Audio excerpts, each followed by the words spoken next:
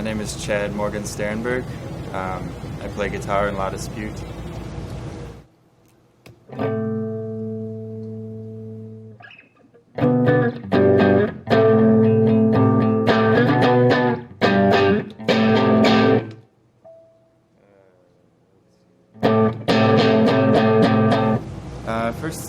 First time I started playing guitar, I think I was about 15 years old, so a sophomore in high school, I believe. I kind of picked it up mostly because my brother had started playing guitar, and he would be playing around at our house and just kind of have guitars laying around and things, so I would just pick it up and just see what I could do, and you know, I think it wasn't right away, but I think that's kind of where I got my start, was just messing around and trying to learn things, and my brother would teach me a few things here and there. Yeah, it was one of those little PVT 150 or PVT 15, I think, and I still have the guitar, but I had taken it all apart, and I had tried to like modify it, putting strings through the body, and like I did all this terrible stuff to it, and now it's inoperable, but it's still around. Yeah.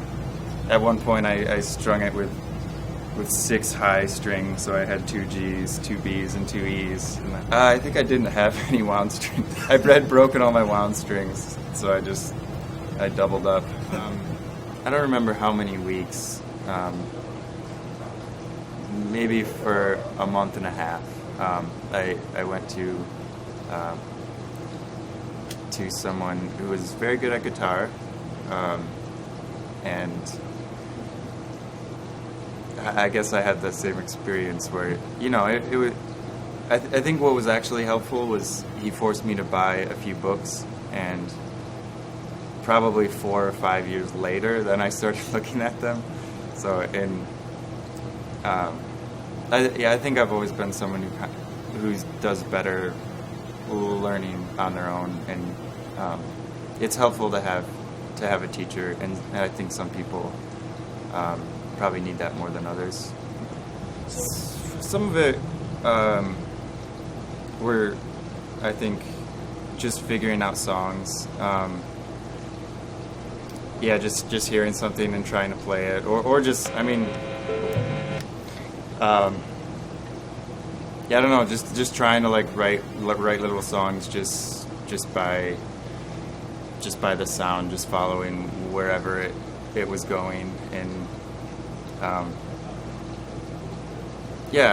don't know.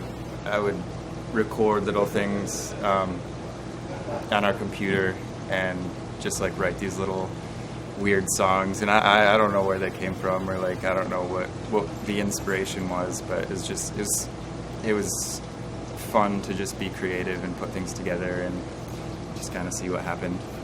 I remember recording a lot of those songs, and not so long ago I tried to revisit them or see what they sounded like, and some of them are pretty wild. Just describe wild. Like, what's your definition of wildness? Oh, I don't know. Just I would run like our little Casio keyboard through like a bunch of pedals, and then just like record that back in, or just like weird voice stuff. Just, I don't know.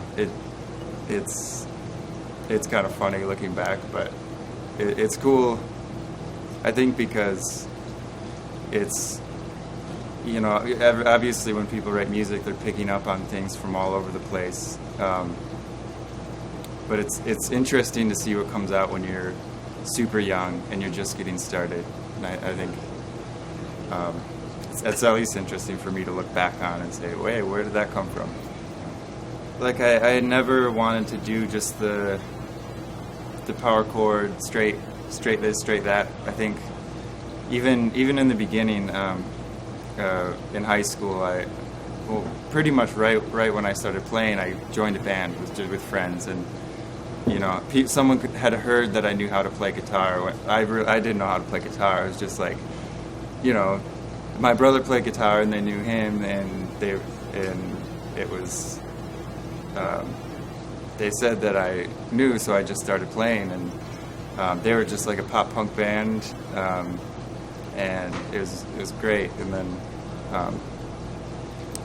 when I came in, I replaced the other guitarist, and just kind of rewrote all these strange kind of proggy songs, which sounded nothing like the other stuff. But I think usually when I sit down to play, I'm not. So, I mean, sometimes if it's like we need to write a song, then I'll be thinking it specifically towards doing something for La Dispute. Other times, I think most of the time, it's just playing, and like I'll keep a tape recorder on me at all times, and anytime that something just sticks out to me, whatever it is, like it could just be a couple notes, it could be a whole progression, it could be just any tiny thing, and I'll put it down, and you know, sometimes I think you kind of categorize things, like you say, okay, this could fit in La Dispute, this could fit in something else, but you know, the band's been my main outlet for pretty much the entire time I've been playing. So there's been a lot of things I think that I didn't think would fit in the La Dispute category that have ended up working in one way or another. Usually if we're specifically in a period of writing, I mean, there's times I'll play 4 to 6 hours a day, and in that fashion that I described earlier, of just playing and seeing what comes out, and then getting the ideas down, and just, you know, and then move on, you know. So not necessarily, I don't spend time like specifically working on scales or specifically working on any of that more technical thing. I think for me it's just always been just playing, like whatever comes out, that's what's coming out. I don't know. Yeah.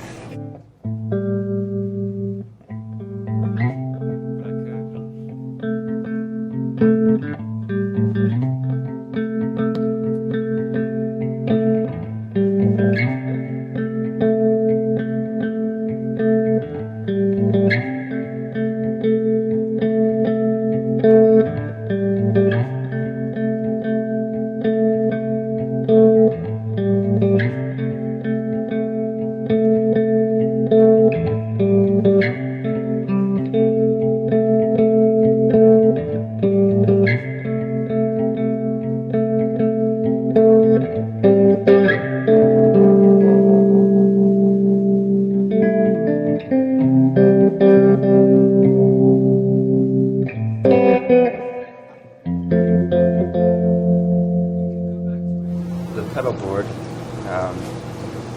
Right now this is just a tuner. That's just a tuner, you know. But it's also a great tuner. I've been using this one for years, and it's very nice. It has the kind of strobing effect, just flat or sharp. But anyway, this here is a boost overdrive pedal that I've made. Just has volume here, and this is a tone. It's a pretty short sweep so it's yeah, a little brighter that way, a little duller that way, and that's that. And then this one here is a tremolo pedal, and that so it just has a speed knob here which controls all of that stuff. The depth. Well, I guess I could be playing, couldn't I?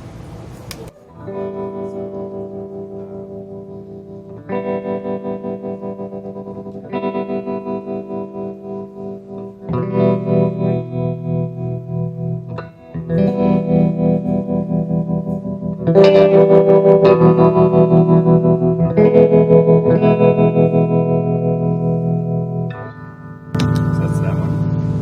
This up here is a spring reverb, and that there's actually a tank underneath here with the spring tank, and the power supply is under here, so you can get some slap there.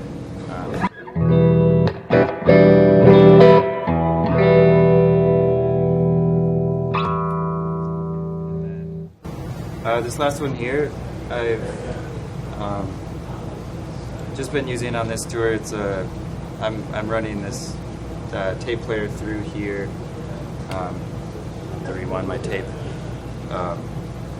but it's a A/B switch, so it has two inputs. When you press the button, it's switching to the tape player, and it's a momentary switch, so it's only on when you're pushing it down.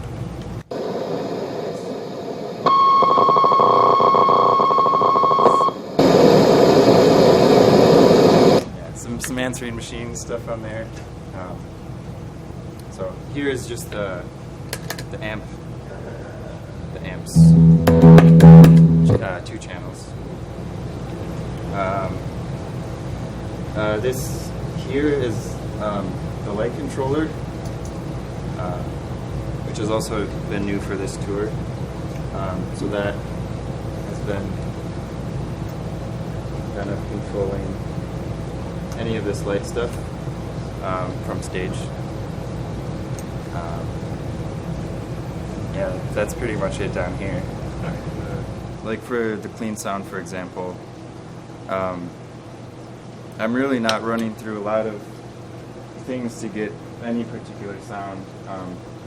And the amp is for the most part just I just have volume now.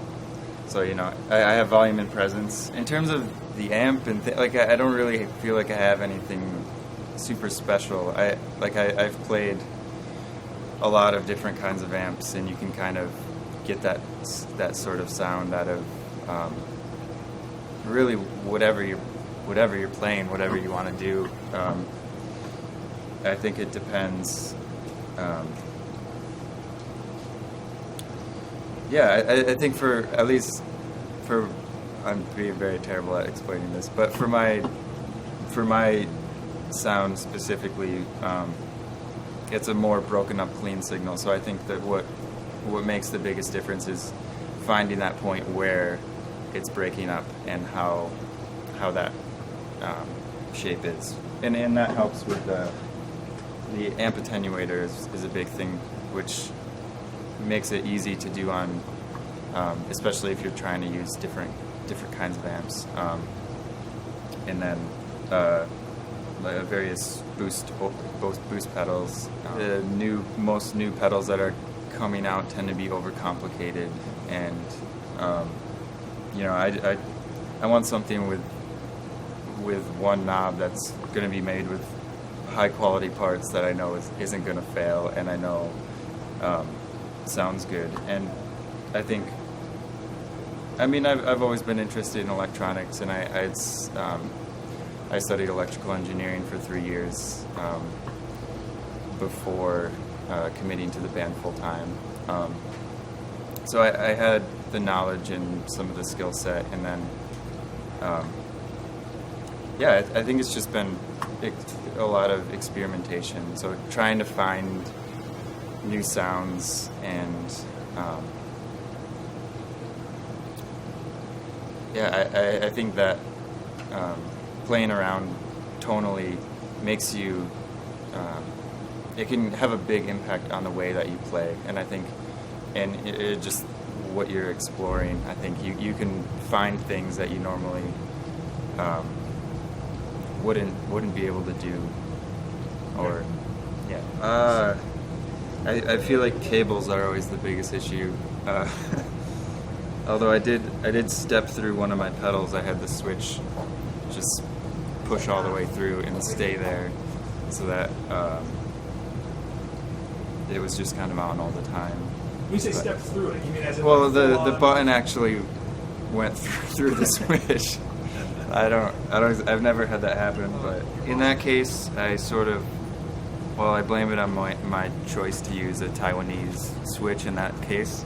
And you know, switches break, and that's something that happens, and admittedly a little hard on my stuff. So I think it's somewhat inevitable. I think that's something that's replaceable, and it's nice that you can just, I'll break a switch and I have one in my toolbox and I have a soldering iron and I'll just throw another one back in there and it'll be good to go. So. Have you ever had to repair stuff for other people when you're on tour, like for other bands where they don't know what they're doing?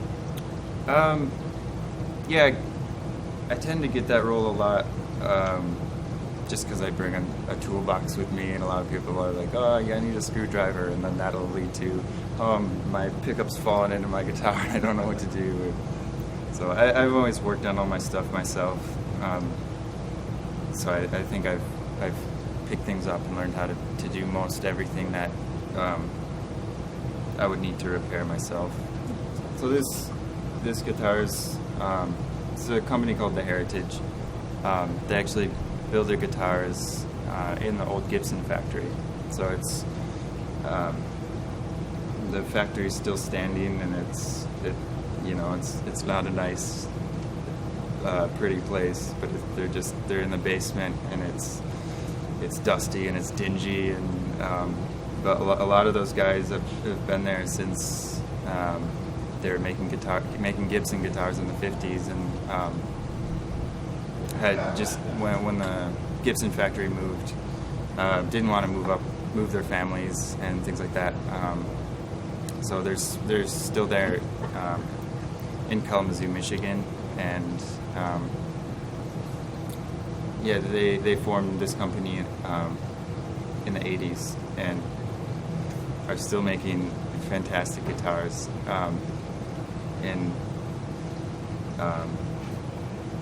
So this one, I had been living just south of Kalamazoo, so I was about 20 miles away from the factory, and I started going and just like looking around, and they do a tour every Wednesday, and I'd go in there and just peek around and see what they had laying around, and this particular one caught my eye, and it wasn't at all what I was looking for, like not at all what I expected or wanted, but I think that was a good thing, because every guitar I've gotten has been somewhat different from the next, and I think that you get really comfortable playing a certain thing, and then when you switch, it's a big challenge on everything, like how you play and on how it feels. And even this one, like when I first started playing it live, I couldn't even do it. Like my hands would cramp up, and it's just like maybe the neck is a couple millimeters thicker, and like that has enough of a difference to kind of throw you off. So I with this guitar, which I got a little less than a year and a half ago, so I ended up using it a lot for the writing of Rooms of the House, the newest record, but didn't end up recording a whole lot with it. And I think that was just a comfortable thing, because my other guitar was just, I guess I just preferred it tonally every time, so I didn't.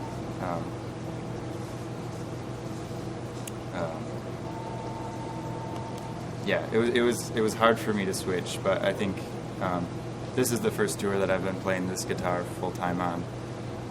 And I've been absolutely loving it. So it's different. It has the P90s, which have not been any other guitar I've played, and yeah. So.